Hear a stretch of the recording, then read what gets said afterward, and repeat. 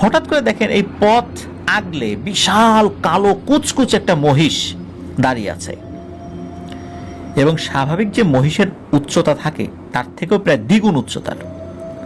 মহিষের চোখগুলো আগুনের মতো লাল টকটকে। তো নানা চিন্তা করেছেন এটাকে কোনো আঘাত করা যাবে না, আঘাত করলে আবার পরে ঝামেলা হয়।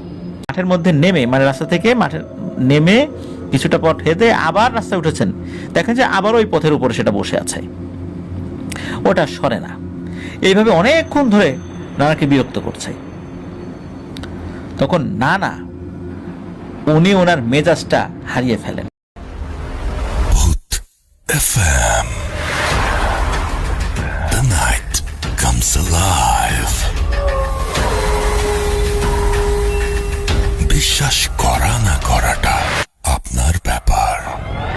ঘটনাটি আপনাদের সাথে শেয়ার করতে যাচ্ছি। এই ঘটনাটি আমাদেরকে পাঠিয়েছেন মোহাম্মদ হাসিবুর রহমান। ওনার বাড়ি লালমনিরহাট জেলার ফুলগাছ গ্রামে। উনি এর আগেও দুটি ঘটনা আমাদেরকে পাঠিয়েছেন এবং সেই দুটি ঘটনা প্রচারিতও হয়েছে।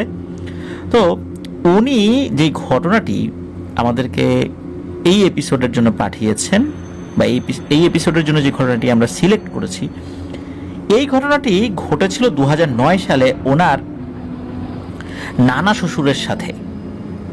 তো ওনার নানা শ্বশুরের সাথে কথা বলতে বলতে এই ঘটনাটি উনি ওনার কাছ থেকে সংগ্রহ করেছিলেন। তো চলুন ঘটনাতে চলে যাই। ওনার নানা শ্বশুরের মাছ ধরার নেশা কিন্তু মারাত্মক এবং এখনো পর্যন্ত প্রচন্ড কনকনে শীতের রাতেও উনি সারা রাত জেগে মাছ ধরেন। ওনাদের যেই বাড়িটা, ওই বাড়িটার কাছে একটি নদী রয়েছে, সেই নদীর নাম হচ্ছে ধরলা নদী। মূলত এই ধরলা নদীতেই ওনার নানা শ্বশুর মাছ ধরেন। উনি মূলত মাছ ধরতেন বড়শি বা ছিপ আর কারেন্ট জাল দিয়ে।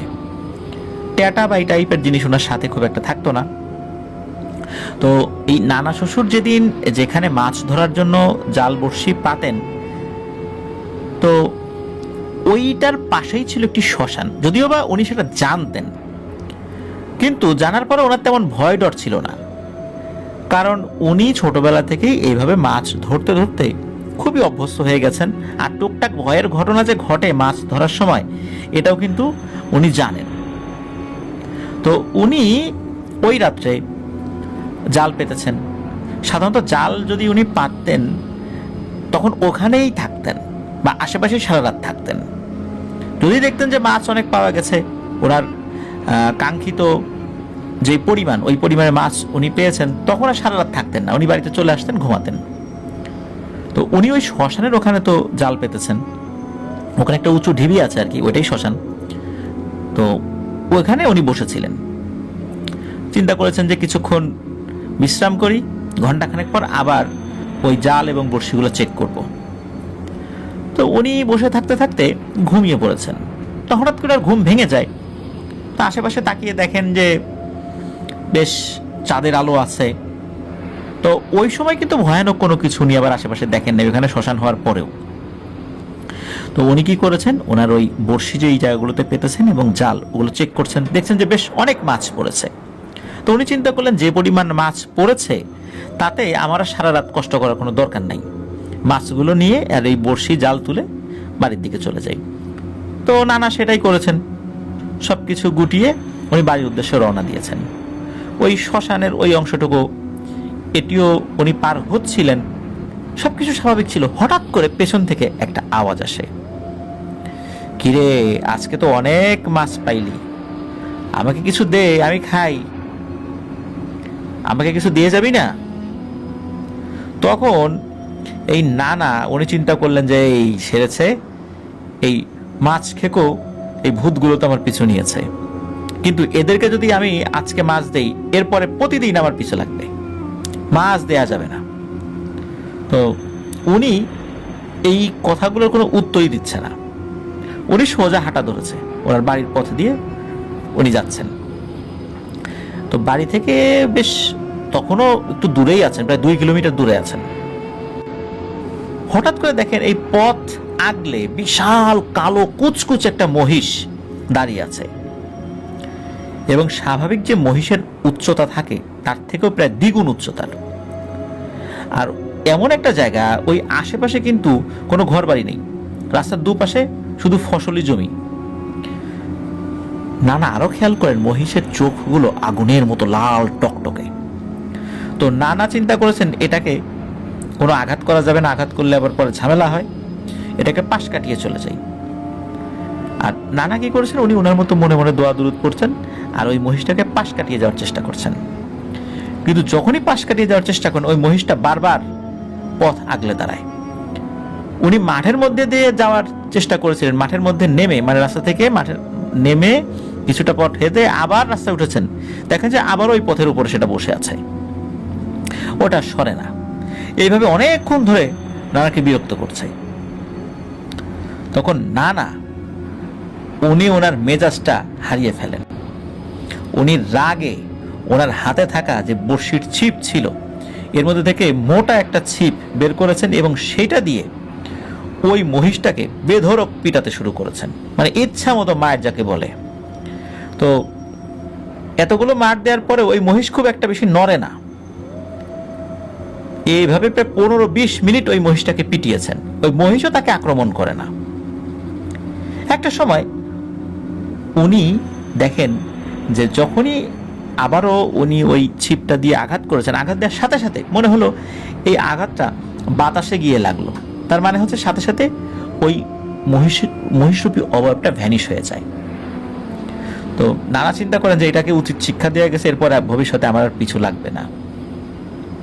উনি বাড়িতে চলে আসেন কোনো রকম ঝামেলা ছাড়াই। ওনার মাছ যেরকম ছিল সব স্বাভাবিক ছিল।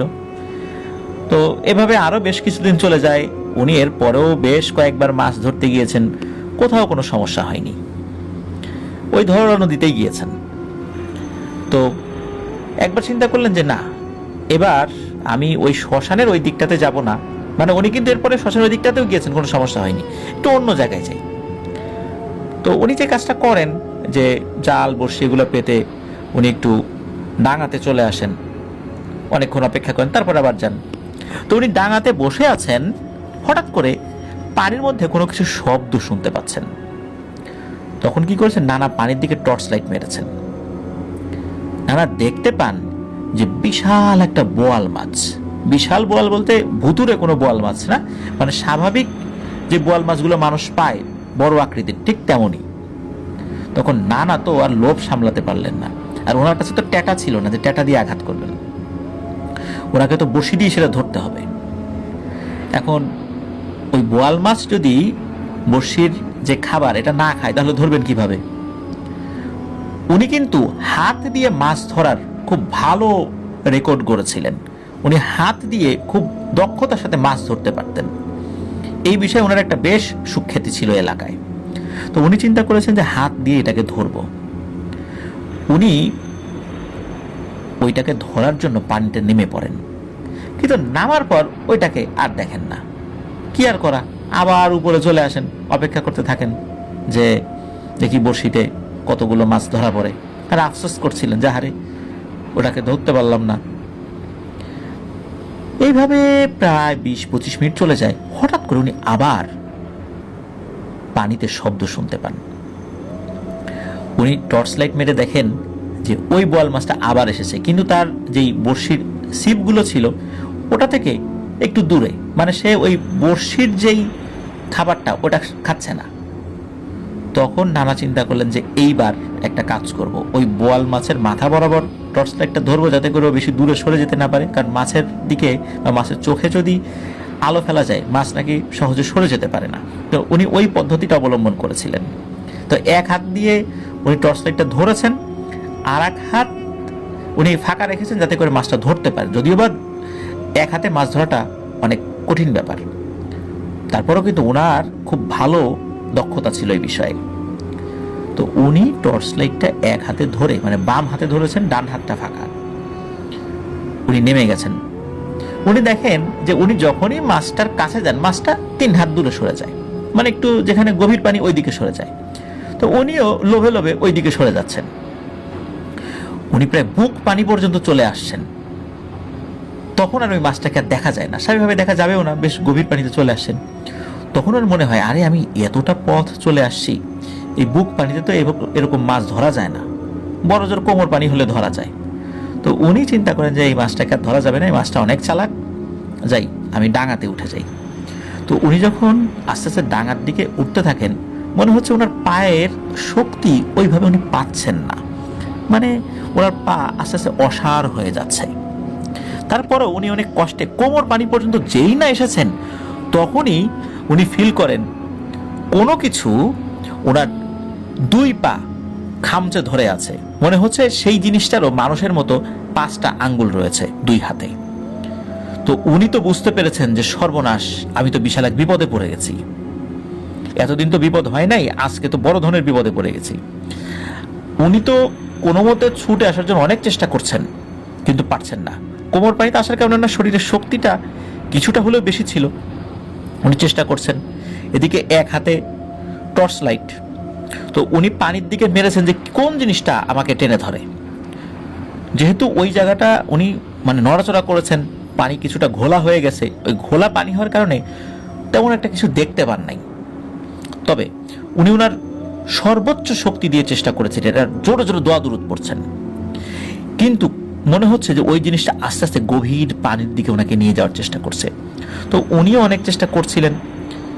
একটা পর্যায়ে আল্লাহর অশেষ রহমতে উনি যখন হাঁটু পানি পর্যন্ত এসেছেন, তখন ওই জিনিসটা নানার পা ছেড়ে দেয়।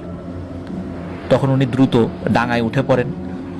ডাঙায় উঠে পড়ার পর উনি চিন্তা করেন, যাক বাঁচলাম এবারের মতো, খুব বড় ধরনের বিপদে পড়েছিলাম। উনি ওই বড়শির ছিপ জাল ওখানে রেখে দ্রুত বাড়ির দিকে হাঁটা শুরু করেছেন, যে বড় একটা বিপদে পড়ছি, তাড়াতাড়ি বাড়ি ফেরত যায়, এখানে থাকলে আরও বিপদ হতে পারে। আর উনি যে পানিতে নেমে আবার হাত দিয়ে ওই বড়শির ছিপগুলো তুলবেন, জাল তুলবেন, আর নামার সাহস হচ্ছিল না। উনি বাড়ির দিকে হাঁটা শুরু করেছেন, প্রায় 1 কিলোমিটার ধু ধু বালি, মানে ওই সময়ে উনি যেই এলাকায় এসেছিলেন, সাধারণত উনি তো এই সাইডে কম আসেন, তো ওইখানে প্রায় 1 কিলোমিটার ধু ধু বালু চর, ওটা পার হয়ে বাড়ির দিকে যেতে হয়। তো উনি হাঁটছেন, হঠাৎ করে উনি খেয়াল করেন ওনার সামনে একটা অবয়ব, চাঁদের আলোটা তো উনি স্পষ্ট দেখতে পাচ্ছিলেন। আর ওনার কাছে সময় টর্চ লাইটটা ছিল না, ওই ধস্তাধস্তিতে ওই পানির ওই ভেতরে যখন উনি ছিলেন, তখন ওনার হাত থেকে ওটা পড়ে গিয়েছিল। উনি যে ডুব দিয়ে সেটা আবার তুলবেন, এই সাহসটা ছিল না। তো যাই হোক, উনি চাঁদের আলোতে দেখতে পান যে এই অবয়বটা, এইটা একদম বানরের মতো, কিন্তু মুখটা মানুষের মতো, মানে একদম স্বাভাবিক মানুষের যে মুখ ওই রকম মুখ, কিন্তু বডিটা পুরোটাই বানরের মতো, লেজ আছে, সবকিছু আছে। এবং এমন ভয়ঙ্কর দেখাচ্ছিল ওটাকে যে উনি ভাষায় প্রকাশ করতে পারছিলেন না, কারণ ওনার এত ভয় লাগছিল। ওই অভাবটা হঠাৎ করে বলে ওঠে, কিরে সেদিন তো আমাকে খুব মারলি, এখনো আমার শরীরে ব্যথা আছে, আয় আজকে আমি তোকে কিভাবে মারি তুই খালি দেখবি। এই বলে ওই জিনিসটা কি করে, নানাকে আক্রমণ করে এবং নানাকে তুলে মারে এক আছাড়। ওখানে বালি থাকার কারণে প্রথম আছাড়ে উনি খুব একটা বেশি ব্যথা না পেলেও পরবর্তীতে ওনার খুব ব্যথা লাগছিল, বারবার তুলে তুলে আছাড় মারছিল, কিন্তু নানা তেমন কোনো প্রতিরোধ করে তুলতে পারছিলেন না। উনি ওনার জায়গা থেকে চেষ্টা করছিলেন, কিন্তু খুব একটা বেশি পারছিলেন না। এভাবে কতক্ষণ চলেছে ওনার ঠিক মনে নাই। উনি অনেক চিৎকার করছিলেন, কিন্তু আশেপাশে কোনো মানুষ ছিল না। আর ওই জিনিসটার হাতে অনেক বড় বড় নখ ছিল, ধারালো নখ ছিল, সেটা দিয়ে নানার শরীরে প্রচণ্ড আঁচড় দিচ্ছিল, একদম রক্তারক্তি অবস্থা। একটা পর্যায়ে নানা সেন্সলেস হয়ে যান, ওনার কিছু মনে নাই। সকালবেলা ওই দিক দিয়ে মানুষ যখন ফিরছিলেন বা যাচ্ছিলেন, নানাকে দেখে চিনতে পারেন, সবাই মিলে তাকে বাড়িতে পৌঁছে দেন। কিন্তু নানা কিন্তু আর স্বাভাবিক ছিলেন না, উনি পুরোপুরি প্যারালাইজড হয়ে যান, ওনার পুরো বডি প্যারালাইজড হয়ে যায়। অনেক ডাক্তার কবিরাজ দেখানো হয়েছে, আস্তে আস্তে উনি স্বাভাবিক হন। উনি 6 মাস কোনো কথাই বলতে পারেন নাই, বোবারা যেভাবে শব্দ করে ঠিক ওইভাবে শব্দ করেছিলেন। অনেকে ধারণা করে নিয়েছিল তার পরিবারের সদস্যরা উনি আর বাঁচবেন না। অনেক দূর দূরান্তের আত্মীয় স্বজনরা ওনার শেষ দেখা দেখতে এসেছিলেন, যে মারা যাবেন, শেষ দেখাটা দেখে আসি, এরকম ঘটনাও ঘটেছিল। তবে 6 মাস এরকম খুব খারাপ অবস্থা থাকার পর আস্তে আস্তে আস্তে আস্তে উনি সুস্থ হন। মূলত সুস্থ হওয়ার পরেই এই পুরো ঘটনাটা উনি সকলকে বলতে পেরেছিলেন। নানা শরীরে এখনও সেই নখের আঁচড়ের দাগ আছে। উনি ভালো আছেন, সুস্থ আছেন। আল্লাহর কাছে দোয়া করি উনি আরও অনেক দিন বেঁচে থাকুন, সুস্থ থাকুন, এবং এর মধ্যে যদি আরও কোনো ঘটনা ওনার সাথে ঘটে, তাহলে আমরা যেন সেই ঘটনাগুলো ওনার কাছ থেকে পাই। তবে আমরা চাই না যে ওনার সাথে এমন কোনো ভয়ের ঘটনা ঘটুক যার দ্বারা উনি ক্ষতিগ্রস্ত হন। অসংখ্য ধন্যবাদ জানাচ্ছি যিনি আমাদেরকে ঘটনা পাঠিয়েছেন, হাসিবুর রহমান ভাইকে। চমৎকার একটি ঘটনা, আমাদের গ্রামের সেই চিরাচরিত ঘটনার কথাই এই ঘটনাটি মনে করিয়ে দিচ্ছে। মাছ ধরতে গেলে যেই ধরনের বিপদের মুখোমুখি আমাদের আত্মীয় স্বজনরা হয়ে থাকেন, এটি তেমন একটি ঘটনা। আশা করছি এই ঘটনাটি লিসেনারদের ভালো লেগেছে। চলুন আমরা